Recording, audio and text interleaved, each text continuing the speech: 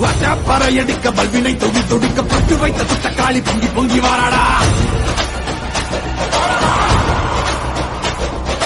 Weapon குழையாட வீரசூலம் கையிலாட மொப்பம் குடிச்சு அந்த முப்பிடாடி வாராடா.